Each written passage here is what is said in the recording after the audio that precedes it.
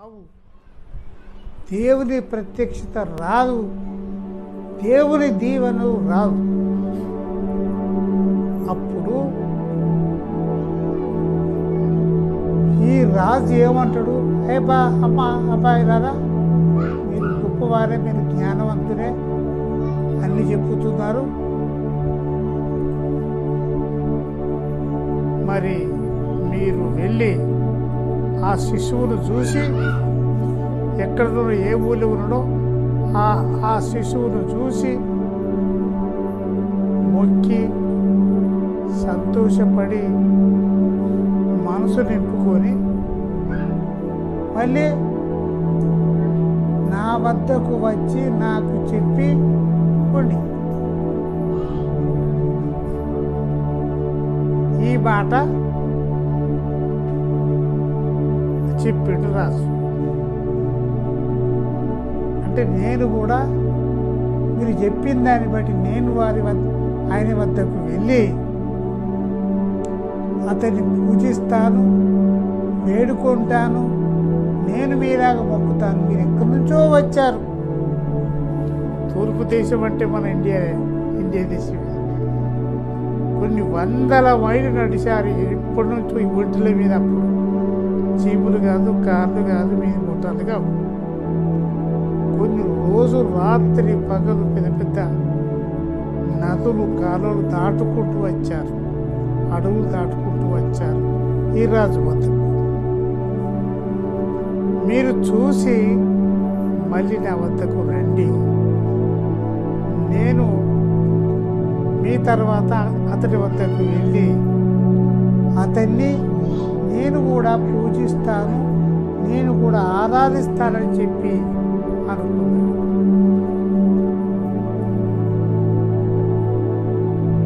మరి ఈ రాజు అనుకున్నది నిజమేనా? ఈ రాజు అనుకున్నది మీరు పోయి చూసి రండి, నేను పోయి చూసేస్తా, అక్కడ జాడలు పచ్చి తెలుసుకొని రండి అన్నా. నేను కూడా మీలాగా నేను కూడా మొక్కెత్తానన్నాడు.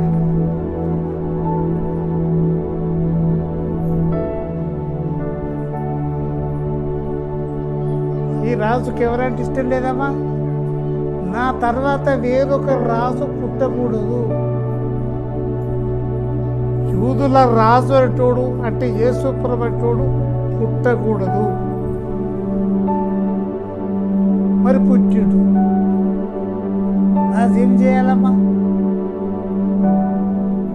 అందవా ఏం చేయాలి? పుట్టాడు. పుడితే అతన్ని పెరగనని ఇవ్వాలి. పెరిగితే ఈ రాజరిక ఉండదు, వీడు ఉండడు. యేసు ప్రభు ఏమన్నాడు? ఏమన్నాడు? నా రాజ్యము ఈ సంబంధమైంది కాదు, ఓట్లేసి గెలిచి పార్టీ పెట్టుకొని రాజరికం చేసేటువంటి పార్టీ నాది కాదు. నా రాజ్యం ఎటువంటిది? పరలోక సంబంధమైన రాజ్యం. నా రాజ్యం అది. కనుక మొదట మీరు ఆయన నీతిని సత్యమును వెతకండి. దేవుని నీతి సత్యం పరలోకములు దేవుని దగ్గర ఉంటాయి. అవి మనం పొంది వాటిని అమలుపరుస్తూ మనం జీవించాలి. అయితే ఈ జ్ఞానులు యేసుప్రభు వద్దకు వచ్చినటువంటి జ్ఞానులు ఆ పిల్లవాడిని చూసుకొని సంబరపడ్డారు.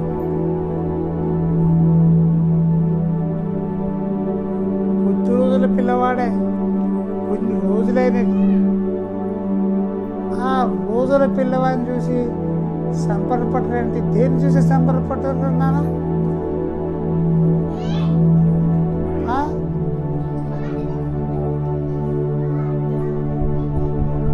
దేశపటి యేసుక్రీస్తుల వారు పుట్టినప్పుడు ఆ పుట్టినటువంటి ఆ పశువుల పాక ఆ ప్రదేశమంతా వెలుగుతున్నది. యేసు ప్రభువు పరలోకములో ఉండేటువంటి వాడు. పుట్టక ముందు పరలోకములో ఉన్నాడు యేసు ప్రభు. యెహోవా అనే పేరు మీద ఉన్నాడు.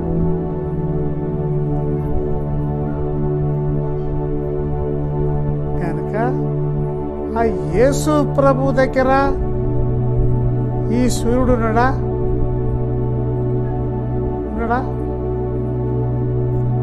సూర్యుడు ఉంటాడు? లేడు. అక్కడ ఈ ఎండ లేదు, చంద్రుడు లేడు, చుక్కలు లేవు.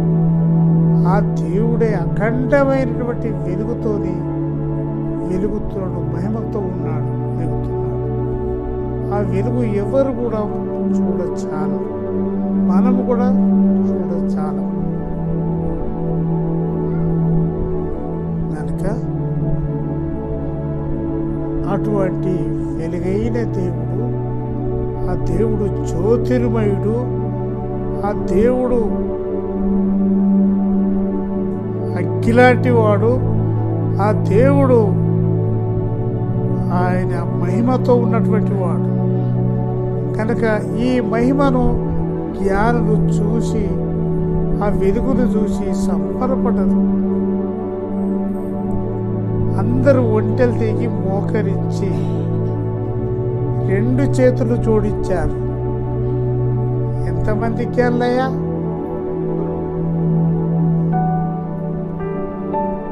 మరి ముగ్గురు అనేటువంటి మాట మాట్లాడాడు, సత్యమే. ముగ్గురు అనడానికి మనకు అవకాశం లేదు. ఎంతమందిలో చేయవా?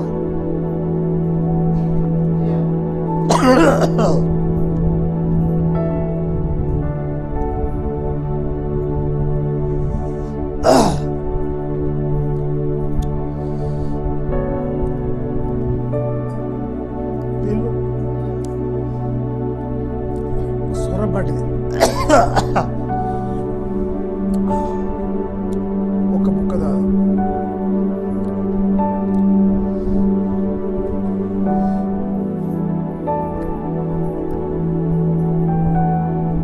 అక్కడ యేసు ప్రభు పుట్టినక్కడ ఏ దీపము లేదు, ఏ ఆపదపు దీపము లేదు.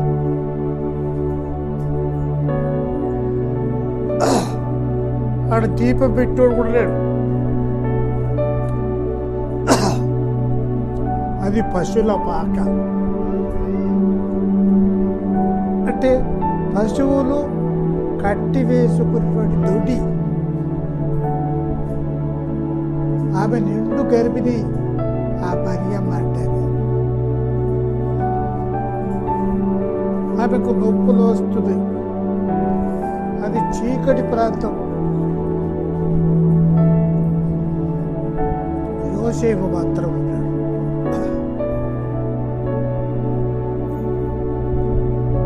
వెలుగుమయంగా ఉన్నాడు. అతడే వెలుగుతున్నాడు. యేసు ప్రభువు నీకు ఉన్నట్టయితే, విజయలక్ష్మమ్మకి యేసు ప్రభు ఉన్నట్టయితే ఆమె ప్రార్థన చేసుకుంటూనే ఉండాలి. ఎక్కడ పడితే అక్కడే, ఎవరైనా కానీ యేసు ప్రభు వెలుగైన దేవుడు. నీకు వెలుగు ఉండాలి, నాకు వెలుగు ఉండాలి, అందరికీ వెలుగు ఉండాలి. మీరు వెలుగు యుద్ధకు వచ్చినారు, ఈ వెలుగును చూస్తున్నారు మీరు. ఈ జ్ఞానులు యేసు ప్రభుని చూసి సంబరపడ్డారు.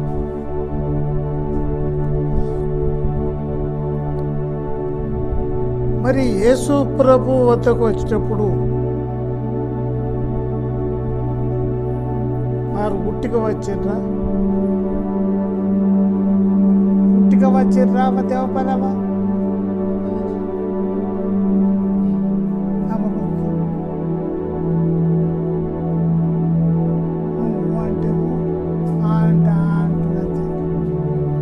అంటే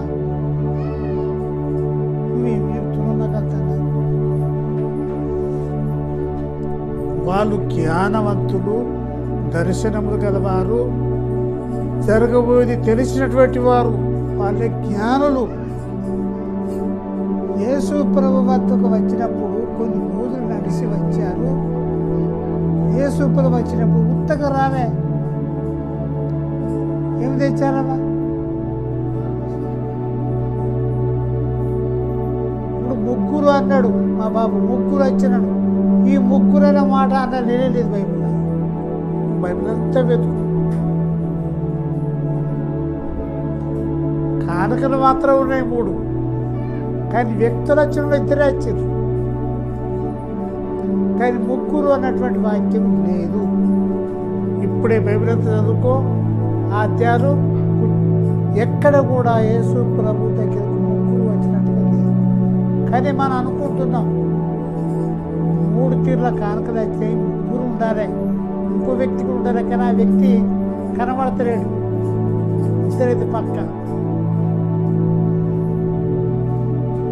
కనుక ప్రేమైన వాళ్ళారా, దేవునికి వద్దకు వచ్చేటప్పుడు వాళ్ళు ఉత్తగనాలి. విలువైనటువంటి కానుకలు పట్టుకొని వచ్చారు.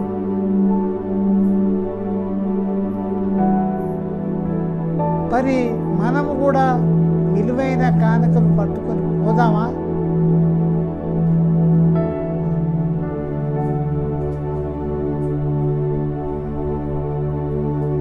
పోదాము రేఖ?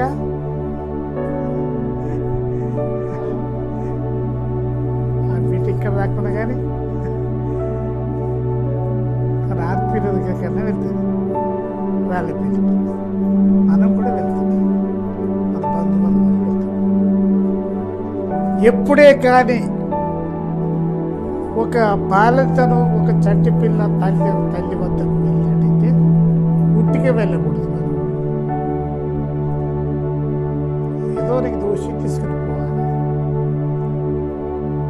ధనధాన్యాలు మన దగ్గర లేవు, కానీ మనకు దోషినటువంటి తీసుకుని వెళ్ళాలి.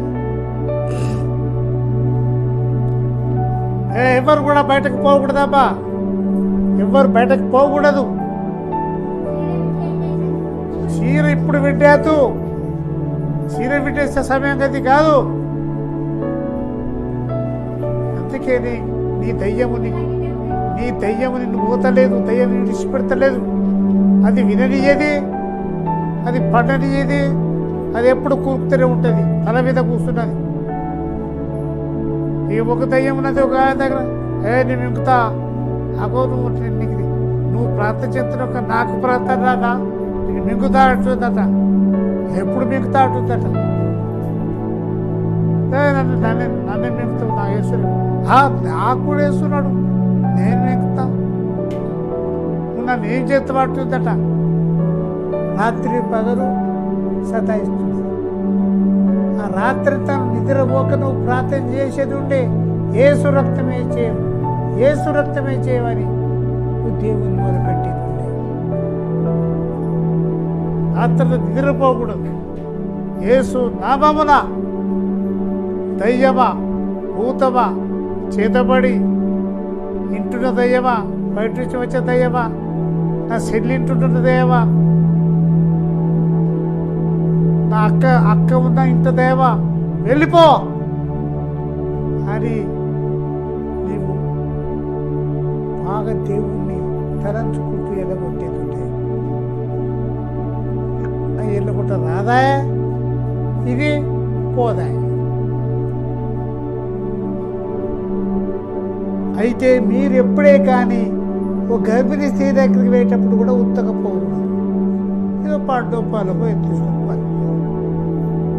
గర్భిణీ స్త్రీ దగ్గరికి ప్రసూతి అయిందనుకో, పిల్లవాడు పుట్టినకు అప్పుడు కూడా ఏదో ఒకటి చండిపోరాడు తినడు, కానీ తల్లి తిట్టేది ఏదో ఒక పండో పొలం తీసుకొని పోదామా కాంతావా? సార్ నువ్వు నన్ను అంటున్నావు, కానీ నేను ఎవరి దగ్గరికి పోలేదు, ఎవరి దగ్గర తీసుకుపోలేదు, పండు తీసుకోలేదు, పొలం తీసుకుపోలేదు. నేనేమి చెప్పాలి? కానీ నీవు చెప్పవలసిందంటే పోవాలి.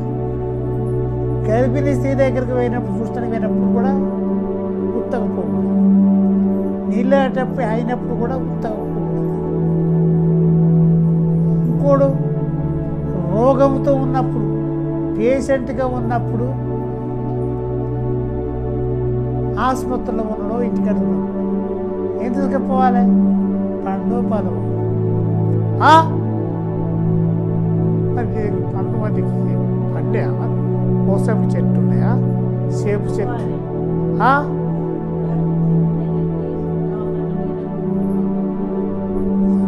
అది ఎవరు చెప్తున్నారు ఇక్కడ? అమ్మంటారు మరి నాకు చెప్తున్నారు, నాకు మంచిగా చెప్తున్నారు, నాకు చెప్తున్నారు. రైట్.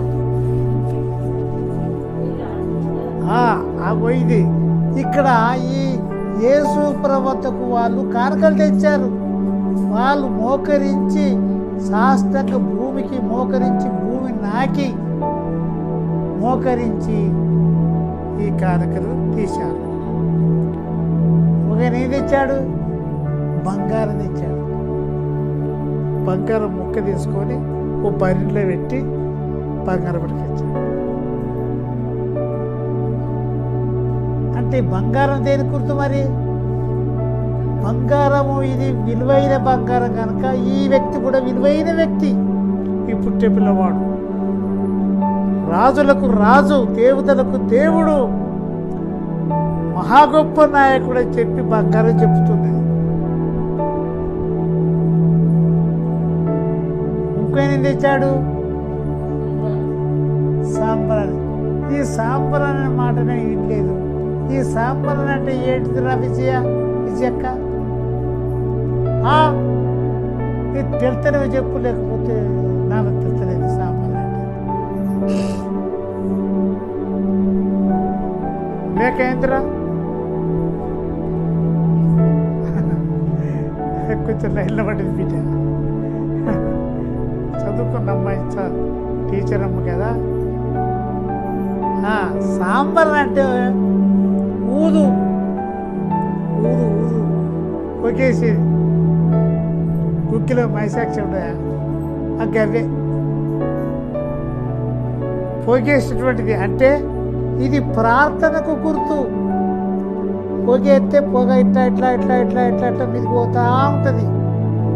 ఆ పొగ నీవు చేసే ప్రార్థన కూడా ఇట్లా ఇట్లా ఇట్లా ఇట్లా దేవుని దగ్గరికి పోవాలి. ఈ పొగ ఎట్లా వెళ్తే ఎట్లా పోతుందో మీదికి, ఆ సాంబ్రాణి అయితే ఎట్లా పొగ ఎట్లా పోతుందో, ఇది ప్రార్థనకు దేవుని సన్నిధికి గుర్తు. ఇప్పుడు రెండు సంగతులు అర్థమైపోయినాయి. బంగారం ఒక నాయకునికి, గొప్పవానికి, విలువైన వ్యక్తి గుర్తు. ఈ సాంబ్రాణి అన్నది అంటే ఊదు, ఇది ప్రార్థనకు గుర్తు. ఇంకో మూడోది ఏంటిది? పూలం. పూలం అంటే ఏంటిదిరా? మా ఏదిరా? సరే మా మనవరాలు సరే తెలిసి చెప్తుంది. ఏమంటుంటుందా? తనకు తాను చెప్పుకుంటుంది. నాకైతే నచ్చలేదు. పూలం అంటే చచ్చిపోయిన పీనుకు పెట్టేది. పీనుకు వాసన రాకుండా ఆ చచ్చిపోయిన పీనుకు పూస్తారు పూలం అన్నది. ఇప్పుడు పూలం అన్న దానికి మనం ఏం పెట్టుకున్నాం? ఇంగ్లీష్లో అత్తర్ చెట్టు. ఇవి ఇంగ్లీష్ ముచ్చట్లు కనుక ఇది ఆయన మరణానికి గుర్తుకు ఉన్నది. ఈయనే అందరి కొరకు చనిపోతాడు. ఆయన చావు అన్నది, చావు వాసన రాదు, పీరిక వాసన రాదు, చావు వాసన రాదు. పరిమళం గుమాయిస్తేటువంటి వ్యక్తి యేసు ప్రభువు. సమాధి, చనిపోయిన సమాధి, శవానికి పూసేటువంటిది ఈ సంప్రదాయం. ఇప్పుడు మూడు అర్థమైందా? మళ్ళీ ఎవరైనా చెప్పినప్పుడు మా దాసయ్య, మా పాస్టర్ గారు చెప్పి ఒక్కడి మర్చిపోయినా అని పన్నట్లే. అందుకొరకు ఇక్కడ ఏంటంటే యేసు ప్రభు పుట్టాడు. ఆఖరికి ఇక వీడు ఏం చేస్తుండు, వీడు బతికే ఉన్నాడు, ఎవడు రాజు. ఇక వీళ్ళు ఇక్కడి నుంచి 3 వస్తువులు అప్పగించిండ్రు. అక్కడనే ఆ దొడ్డినే ఎక్కువ మూలతో పడుకున్నారు రాత్రి పూట. ఎక్కడ యేసు ప్రభు పుట్టిన జాగాలే పడుకున్నారు.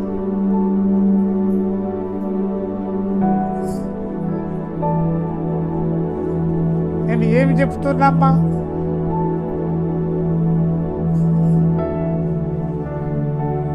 ఓ రోతమ్మా, ఓ రోతమ్మా,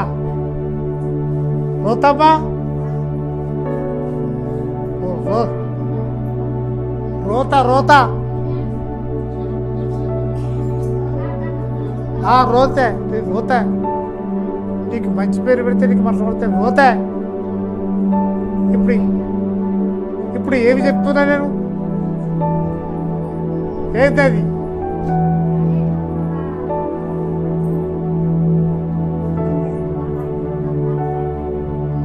ఎక్కడ మరేసి ఎక్కడ ఏడెత్తారు? సరే, అయితే ఆ రాత్రిపూట వాళ్ళు ముగ్గురు పడుకున్నారు. పడుకున్న తర్వాత వారికి కలగనబడింది. దేవుని ప్రార్థన చేసేటువంటి వారికి